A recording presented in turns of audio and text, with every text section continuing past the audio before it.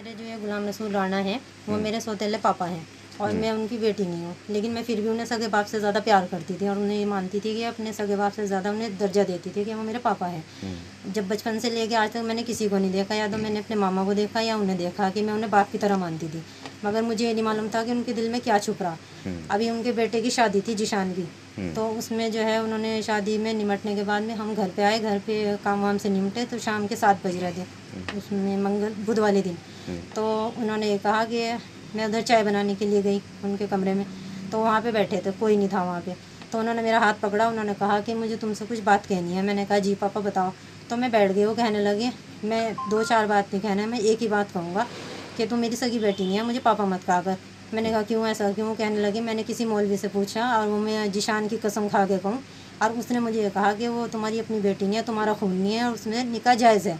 मैंने कहा ये काम मैं बिल्कुल नहीं कर सकती, मैंने आपको हमेशा बाप मानना, बाप हो बाप ही की तरह रहो। तो उन्होंने वो नीचे चले गए। नीचे से आने के बाद उन्होंने गुस्से में मेरे से मोबाइल छीन लिया। मोबाइल छीनने के बाद मैंने उनसे कहा कि मेरा फ़ोन वापस दे दो। कहने लगे मोबाइल जब मिलेगा जब तू हामी भर लेगी, वरना मोबाइल नहीं मिलने का।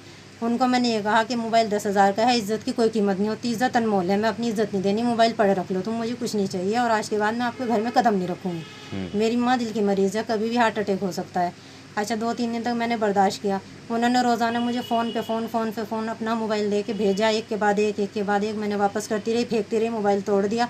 तीसरा मोबाइल भेजा उन्होंने, बल्कि ख़ुद लेके आए, मेरे घर पे चढ़ाई करी कि मैं ज़बरदस्ती घर में घुस जाऊंगा, देखे मुझे कौन महल्ले वाला रोक लेगा, मुझे कोई नहीं रोक सकता। मैं घर में घुस के ज़बरदस्ती तेरी माँ को भी मारूंगा और तुझे भी मारूंगा, वरना हाँ कर दे। और अगर शादी नहीं करती तो 2-4 घंटे के लिए तू मेरे पास आ जाएगा, 2-4 हज़ार रुपये महीना मैं तुझे दूंगा तनख्वाह के तौर पे, जैसे तनख्वाह, और तेरे घर का पूरा खर्चा उठाऊंगा। और इस बात पे किसी को शक भी नहीं होगा कि मैं तेरा मतलब इस तरह से कोई संबंध है तेरा मेरा, और तेरा मेरा बाप का रिश्ता है, किसी को शक भी नहीं होना। इस बात क्या चाहती हैं? पुलिस में हम गए, थाने में हम गए, तेरी लेके दरोगा ने मना कर दिया। कहने लगे कि आप झूठ बोल रहे हो सकता है उनके ऊपर लांछन लगा रहे हो आप अपनी बहन की देने की वजह से।